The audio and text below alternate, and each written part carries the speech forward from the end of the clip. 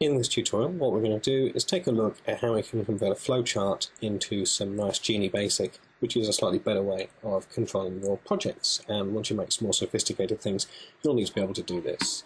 So what I've got here to start me off as a bit sort of foundation is my flowchart that I made in the previous tutorial. And what we're going to do is we're going to convert this automatically into BASIC, which kind of helps quite a lot. To do that, what I do is I click on Project. I then go down to Microcontroller. And there's an option here that says Convert to BASIC. This is what the basic version of my program looks like, and what we can do straight away is to try and smarten this up to make it a little bit more convenient for human beings to read. Let's look at the code and commands that we've got. The first command in any GenieBASIC program is the start command, and this simply gives us a point from which to begin our program. So this is where we're going to start, which is at the top. What we can do in our program is we can build various different labels, which are sort of like landmarks that we can use in our program. Now, the basic program here calls them label 1, label 2, label 3 by default. I'm actually going to change this and I'm going to call this main, because it's the main part of my program. If I do that though, what I also need to make sure of is that all these things here are called main as well. So let's just take a second, make a quick rename. Normally, in text editors, you can go Control and H, and you can automatically do all of these. Unfortunately, the Circuit Wizard thing doesn't support that. Okay. And this one here as well. Like so. Okay, so let's take a moment and actually look at what's being done. The first thing we do after start is we say, right, here's a new landmark, and we call that main. The next thing we do is we say, we do the little diamond decision block basically. We say that if input 3 is currently set to 0, so if it's not currently being pushed, then what we do is we go back to main. So if we hadn't pushed the button when the program first started and we got to here, then we'd come here, it's main, and the first thing we'd do is we'd ask that same question again and again and again and again. If, however, it's the case that that's not what's happened, then what will happen, so if the button has been pushed down, then we'll turn on the pattern of lights to show us the number 1. And what we'll then do is we'll ask the question, what about that button? Have they let go of it yet? If they have let go of it, we have to go back up to the top, otherwise we can carry on and we can show a number 3, a 4, a 5 and a 6. Let's just pause for a second and look at how this output thing here is written. We use the command out to indicate we want to alter an output, then we put a percentage, and then we put some X's, some zeros, some ones. Let's look at what it actually refers to. In this particular Genie chip, if you remember back on our flowchart, when it was running, we could actually have this view of all the digital inputs and outputs, which are just here. This represents all the different pins on the Genie chip, and you can see here that we've got output 0, output 1, output 2, output 3 we didn't use, but we did use number 4. The same idea applies in our BASIC.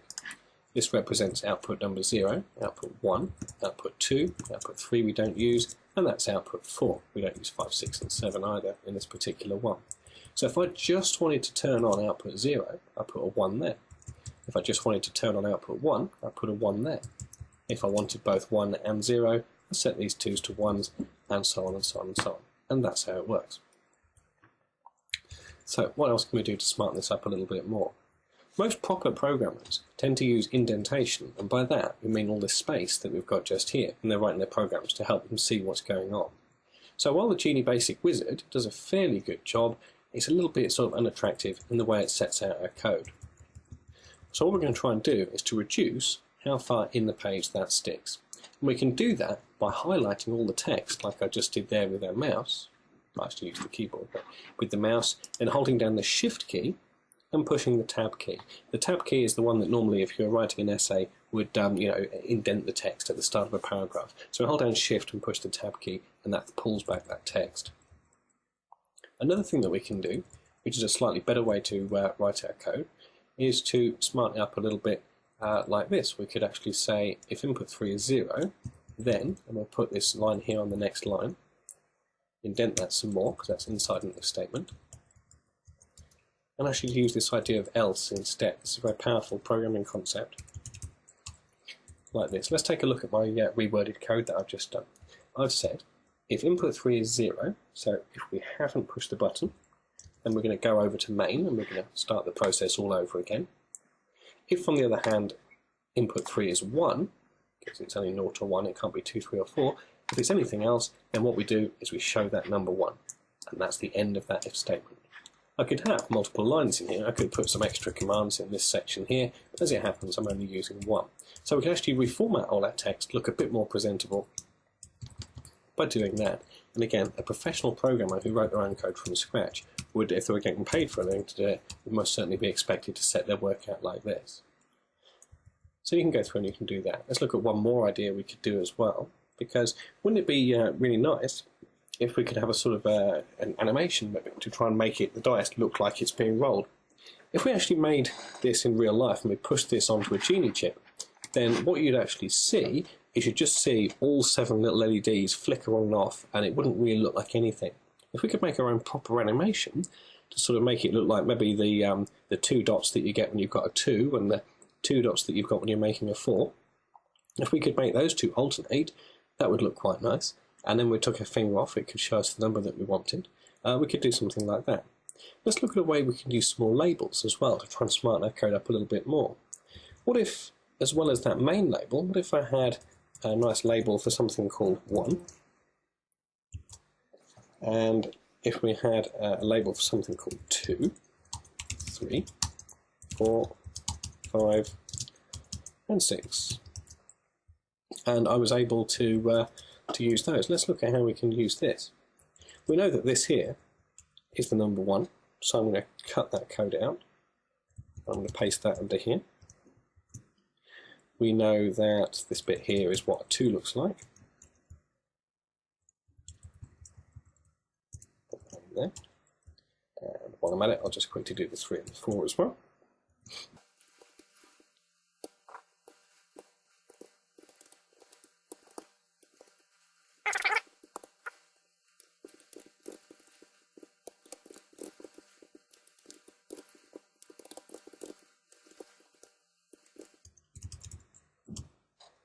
Okay, so what we've now done is our code's a lot longer. It's also a lot tidier as well. And we've got this idea of 1, 2, 3, 4, 5, and 6. So I guess what we want to be able to do is to say that if we are currently pushing the button, then we need to go and find this little thing here. We actually call these subroutines when they're set out like this. We need to go down here, find 1, display 1, and then come back up and carry on again. So if we want the code to go to that subroutine, we use a command called go sub 1, and that's going to send the basics going to send a what's called the pointer or whatever you'd like to call it down here, and that's going to turn the number 1. Once it's done that, we need it to return back to where it came from, just like we do with the others.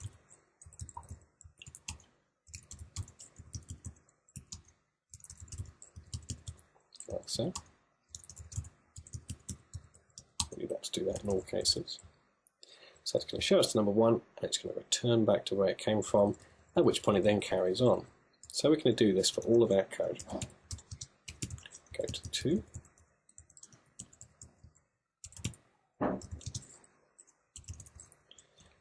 Copy and paste here to speed this up.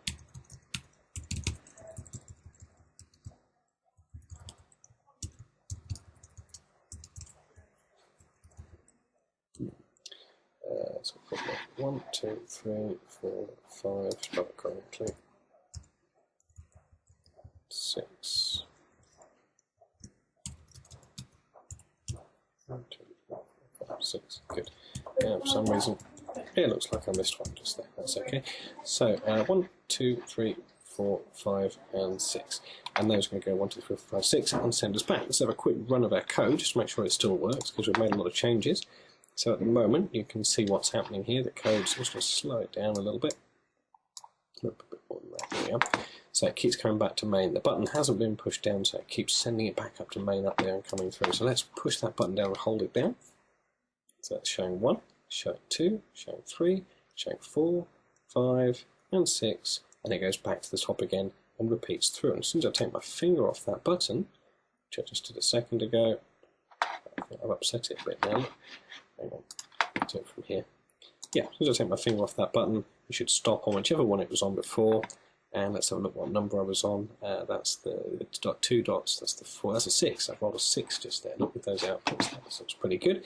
So that seems to work still pretty well. The problem I've still got, when we look at this on my circuit diagram, when we run it, is when that's running, even though it looks quite a pretty pattern at the moment, that's not how it looked when it's running in real life. It'll just make all the LEDs just look very, very dim, but they're turning on and off so fast. So what we might want to do is to try and revise this just a little bit, and see what else we can add to it. Another thing I'd like to look at before we do too much more is to look over here on the left hand side of the screen. You'll notice we've got this little green line that's been about 1/3 filled up, and this indicates how much of the memory on the chip that we're using up. So at the moment we're using about 1/4 of it, so we could have 4 times this amount of code and still fit it onto that tiny little chip, so we can afford to keep going.